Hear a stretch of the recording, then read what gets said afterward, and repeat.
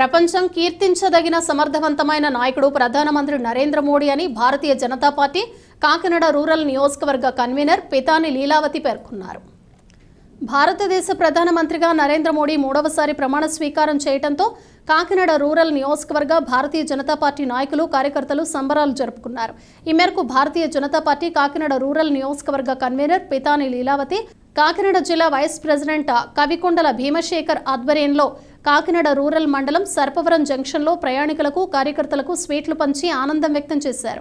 ఈ సందర్భంగా పితాని లీలావతి, కవికొండల భీమశేఖర్, కాపునాడు జిల్లా అధ్యక్షుడు నక్క శ్రీహరి నాయుడులు మాట్లాడుతూ ప్రపంచం కీర్తించదగిన సమర్థవంతమైన నాయకుడు ప్రధానమంత్రి నరేంద్ర మోడీ అని, భారతదేశ చరిత్రలో జవహర్లాల్ నెహ్రూ తర్వాత మూడవసారి ప్రధాని అయిన ఏకైక నాయకుడు నరేంద్ర మోడీ నాయకత్వంలో దేశం విశేషంగా అభివృద్ధి చెందుతోందని, అదేవిధంగా ఎన్డీఏ కూటమిలో భాగస్వామ్యం అయిన ఆంధ్రప్రదేశ్ రాష్ట్రం కూడా అభివృద్ధి దిశగా పరుగులు తీయటం జరుగుతోందని తెలిపారు.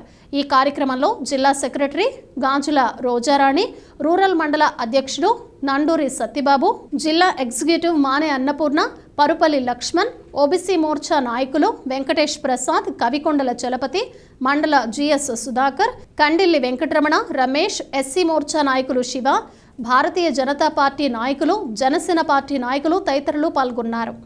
నేను కూటమి మద్దతుదారుని. నేను ఇవాళ చాలా గర్వకారణమైన రోజు ఇది.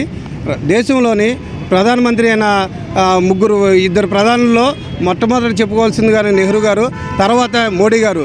ఈ రాష్ట్రానికి, ఈ దేశానికి మొత్తం దిశ నిర్దేశాన్ని మార్చేసిన మోడీ గారు మళ్ళీ కావాలని దేశ ప్రజలందరూ కోరుకోవడం వల్ల అత్యంత మెజారిటీతో మళ్ళీ ఇవాళ కూటమిని అన్ని రాష్ట్రాల్లో నెగ్గించుకోవడం, మోడీ గారిని మళ్ళీ మూడోసారి ప్రధానమంత్రి చేయడం చాలా గర్వంగా ఉంది.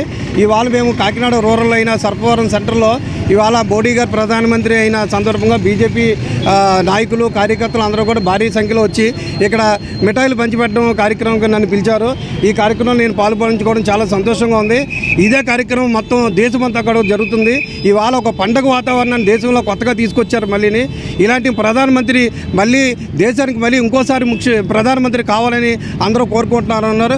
మూడోసారే కాకుండా నాలుగోసారి కూడా ప్రధానమంత్రిగా ఈయన అవ్వాలని మా దేశ ప్రజలందరూ కోరుకుంటున్నారు.